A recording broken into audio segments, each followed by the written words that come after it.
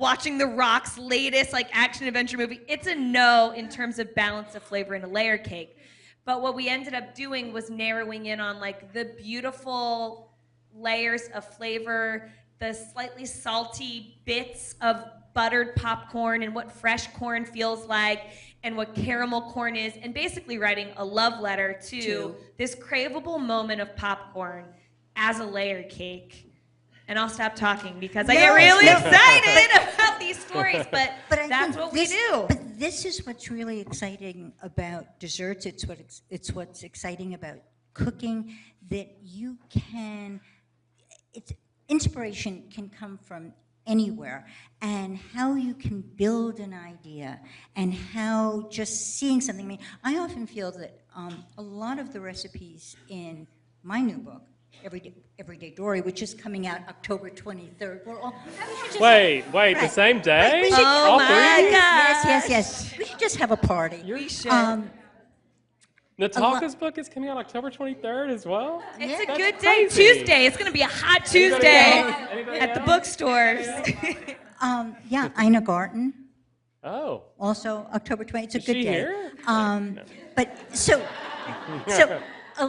I just lost it. No, so a lot of the recipes came about by accident, because I'm living in Connecticut most of the time now, when I'm not in Paris. And I'm like an hour round trip away from stuff. So I'm cooking or I'm baking, and I'll open the pantry or the fridge, and recipes come about because there's something in there, right? That you say, oh, I could use that. I hadn't planned to. If I weren't so far away from the supermarket, I might have made something else. Yeah. But that's how cranberries got put in my beef stew, because they were just like a sad little quarter bag of them in the, shriveling up in the freezer. And I thought, tang. It'll give that tart, acidy, tangy flavor. Yeah.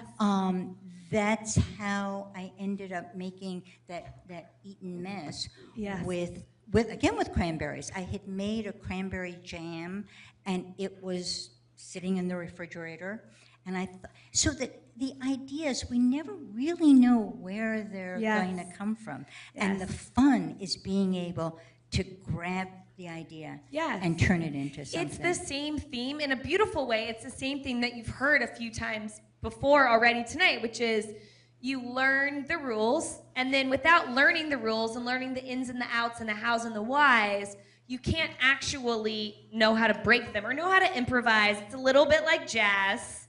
If we could all fancy ourselves jazz musicians, you wouldn't know why cranberries might work without knowing that a dish is really successful when it has acid, when it has sweetness, when it has color, when it has a pop of texture. Yep.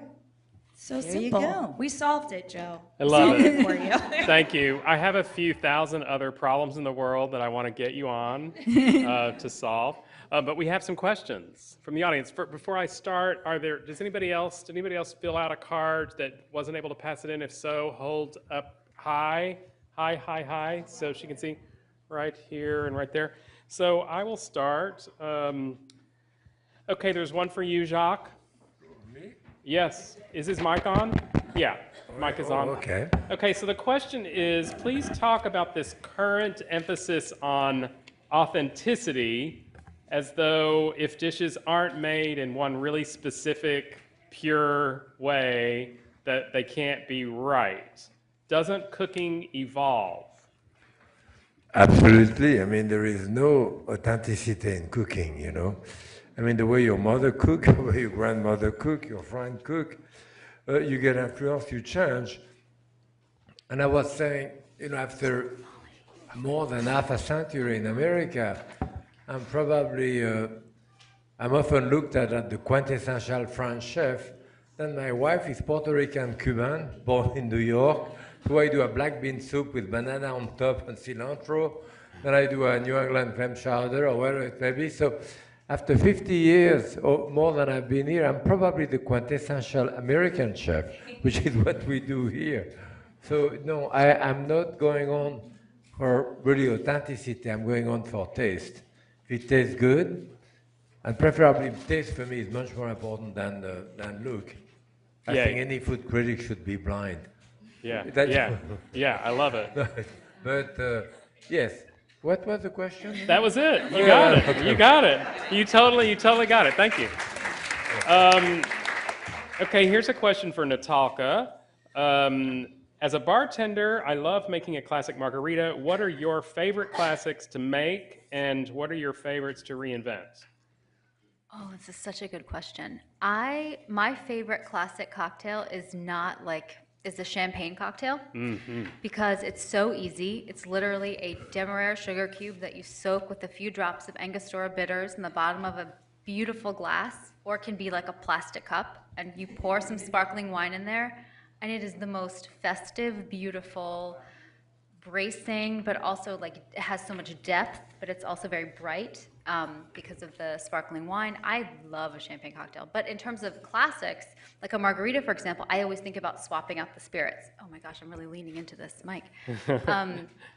But in, like, for example, a margarita made with mezcal would be amazing. Oh, yeah. I mean, I think that's a great place to start when you're reinventing a classic, is just swap out a spirit and see what happens. Great, great. So we got this in multiple ways, so I'll just throw this out. Maybe I'll throw this to Carla. What do you think of meal kits, like Blue Apron?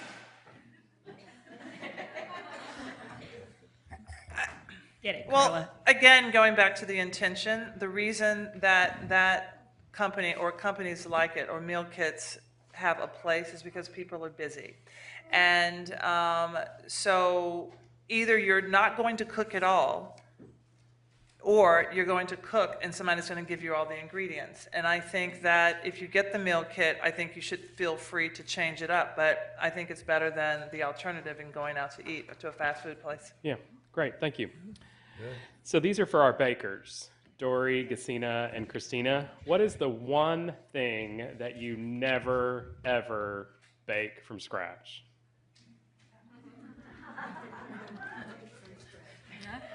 Anybody? You'd bake anything. Phyllo? Yes, I do phyllo. You buy phyllo, right? No. You make it? You'd make the it. phyllo. But I'm a German, so it's strudel. You'd make so the we make phyllo strudel dough. all the Okay. time. It is beautiful. It's good. So at King Arthur Flour, I taught a class on strudel, which is phyllo, and people can walk by and see what you're doing, and usually you're just like, yeah, whatever. People were just, what the hell is going on? Because there are people just like feeling up this dough, literally covering tables with it, and everybody has this expression of utter joy and glory because it feels good, it's beautiful, and when you start, you think this is an impossibility. Because I'm telling you, this whole table, read through it. If there's some rips, don't worry about it. But it's going to happen. And then, there's the fear. Then you start feeling it's very tactile, and it starts moving.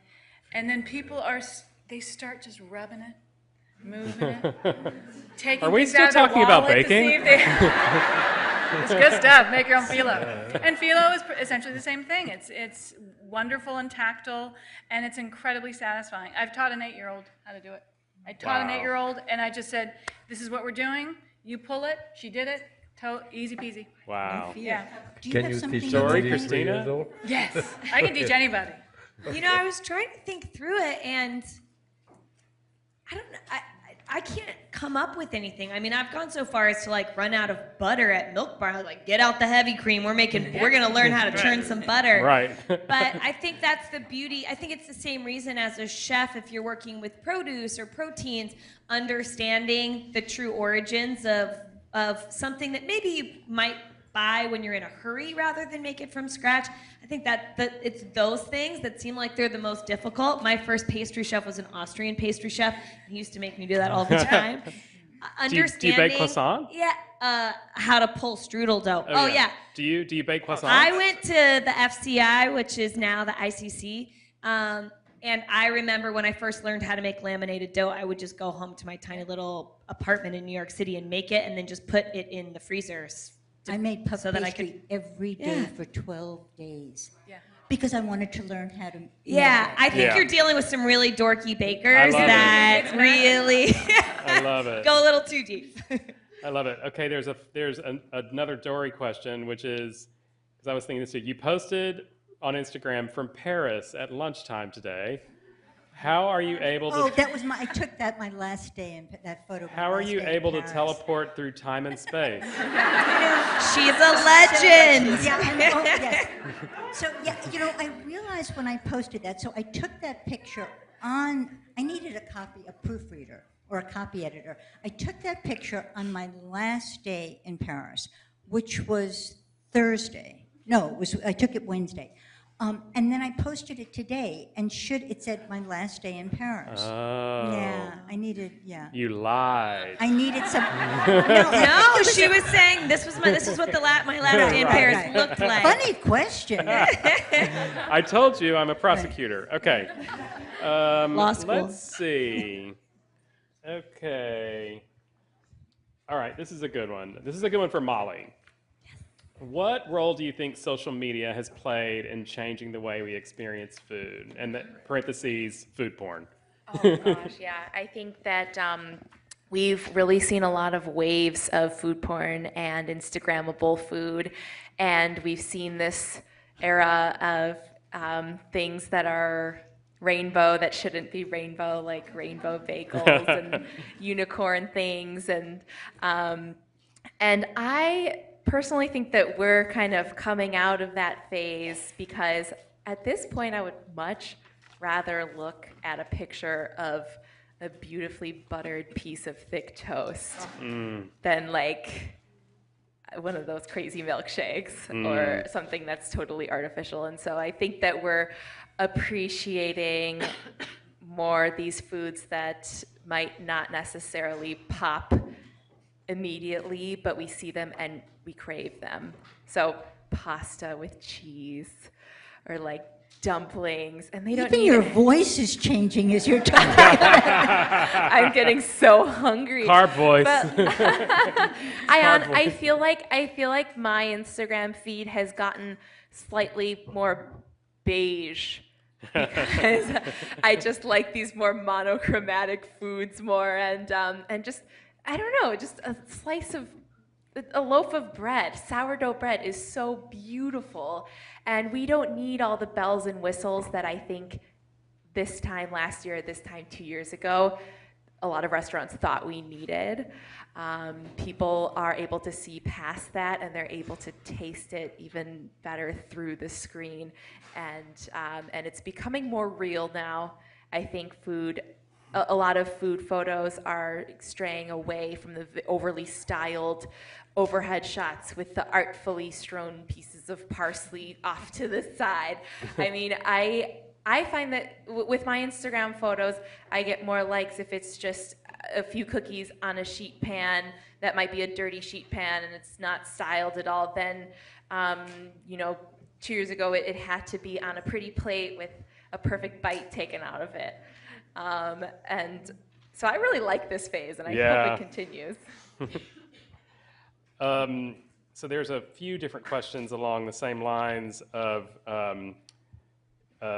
alternative flours and grains and what people think about those. Someone particularly asked you, Carla, about if you know about fonio, which is, maybe you could tell us a little bit about that. I was introduced to fonio through, this is a popular grain used in Senegalese cooking. And it's almost like millet, but Teeny tiny, right? yeah, really teeny tiny.